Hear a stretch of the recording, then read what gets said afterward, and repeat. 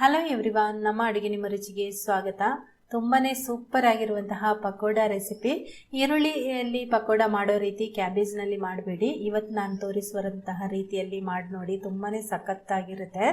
ಬನ್ನಿ ಈಗ ಇದನ್ನು ಮಾಡೋ ವಿಧಾನ ಹೇಗೆ ಅಂತ ನೋಡೋಣ. ನೀವೇನು ನಮ್ಮ ಚಾನಲ್ಗೆ ಸಬ್ಸ್ಕ್ರೈಬ್ ಆಗಲಿಲ್ಲ ಅಂದರೆ ದಯವಿಟ್ಟು ಸಬ್ಸ್ಕ್ರೈಬ್ ಮಾಡ್ಕೊಳ್ಳಿ.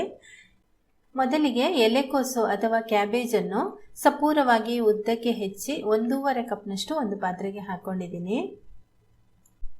ಉದ್ದಕ್ಕೆ ಹೆಚ್ಚಿದ 1 ಈರುಳ್ಳಿ, ನಂತರ 4 ಹಸಿಮೆಣಸಿನಕಾಯಿಯನ್ನು ಹೆಚ್ಚಿ ಹಾಕ್ತಾ ಇದ್ದೀನಿ.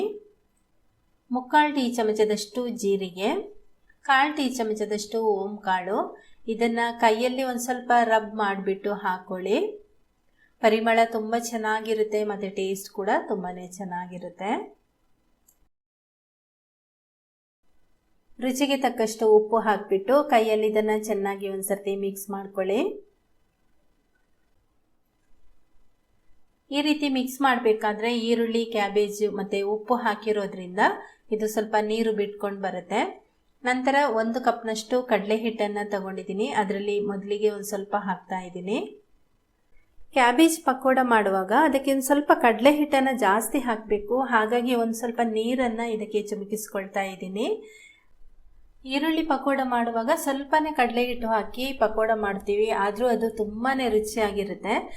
ಅದೇ ನಾವು ಎಲೆಕೋಸಲ್ಲಿ ಸ್ವಲ್ಪ ಕಡಲೆ ಹಿಟ್ಟು ಹಾಕಿ ಪಕೋಡ ಮಾಡಿದಾಗ ಅದು ತುಂಬ ಡ್ರೈ ಅಂತ ಅನಿಸುತ್ತೆ. ಹಾಗಾಗಿ ಎಲೆಕೋಸಿನ ಪಕೋಡ ಮಾಡುವಾಗ ಕಡಲೆ ಹಿಟ್ಟನ್ನು ಸ್ವಲ್ಪ ಜಾಸ್ತಿ ಹಾಕಿಬಿಟ್ಟು ಮಾಡ್ಕೊಳ್ಳಿ, ತುಂಬ ರುಚಿಯಾಗಿ ಬರುತ್ತೆ. ಇವಾಗ ಉಳಿದ ಕಡಲೆ ಹಿಟ್ಟನ್ನು ಕೂಡ ಹಾಕ್ತಾ ಇದ್ದೀನಿ. ನಾನಿಲ್ಲಿ ಮಾಮೂಲಿ ನಾವು ಪಕೋಡ ಮಾಡುವಾಗ ಎಷ್ಟು ಕಡಲೆ ಹಿಟ್ಟು ಹಾಕ್ತೀವಿ ಅದಕ್ಕಿಂತ ಸ್ವಲ್ಪ ಜಾಸ್ತಿ ಕಡಲೆ ಹಿಟ್ಟನ್ನು ಹಾಕಿದ್ದೀನಿ. ಈಗ ಕ್ರಿಸ್ಪಿಯಾಗಿ ಇದು ಬರಬೇಕು ಅಂದರೆ 1 ಸ್ಪೂನ್ನಷ್ಟು ಅಕ್ಕಿ ಹಿಟ್ಟನ್ನು ಹಾಕಿದ್ದೀನಿ. ಹಾಗೆಯೇ ಸ್ವಲ್ಪ ಬಿಸಿ ಎಣ್ಣೆಯನ್ನು ಹಾಕಿ ಕಲಿಸ್ತಾ ಇದ್ದೀನಿ. ಇದನ್ನು ಹಾಕೋದ್ರಿಂದ ಪಕೋಡ ತುಂಬ ಹೊರಭಾಗದಲ್ಲಿ ಕ್ರಿಸ್ಪಿಯಾಗಿ ಬರುತ್ತೆ, ಒಳಗಡೆ ಸಾಫ್ಟ್ ಆಗಿರುತ್ತೆ. ಅಕ್ಕಿ ಹಿಟ್ಟು ಮತ್ತು ಎಣ್ಣೆ ಹಾಕಿದ ಮೇಲೆ ಇನ್ನೊಂದು ಸರ್ತಿ ಇದನ್ನು ಚೆನ್ನಾಗಿ ಕಲಿಸ್ತಾ ಇದ್ದೀನಿ. ಇವಾಗ ಹಿಟ್ಟು ರೆಡಿ ಆಗಿದೆ. ಎಣ್ಣೆ ಕಾಯಲಿಕ್ಕಿಟ್ಟು ಅದು ಕೂಡ ಬಿಸಿ ಆಗಿದೆ. ತುಂಬ ಜಾಸ್ತಿ ಬಿಸಿ ಆಗೋದು ಬೇಡ, ಒಂದು 3/4 ಭಾಗ ಬಿಸಿ ಆದರೆ ಸಾಕು. ನಂತರ ವಡೆ ಎಲ್ಲ ಮಾಡ್ತೀವಲ್ವ, ಅದೇ ಥರ ಸ್ವಲ್ಪ ದಪ್ಪನಾಗಿ ಹಿಟ್ಟನ್ನು ಬಿಡಬೇಕು ಎಣ್ಣೆಗೆ. ಆಗ ಇದು ತುಂಬ ರುಚಿಯಾಗಿ ಬರುತ್ತೆ. ಹೊರಗಡೆ ಕ್ರಿಸ್ಪಿ ಆಗಿರುತ್ತೆ ಮತ್ತು ಒಳಗಡೆ ಸ್ವಲ್ಪ ಸಾಫ್ಟ್ ಆಗಿರುತ್ತೆ. ತುಂಬ ಅಂದರೆ ತುಂಬ ರುಚಿಯಾಗಿರುತ್ತೆ.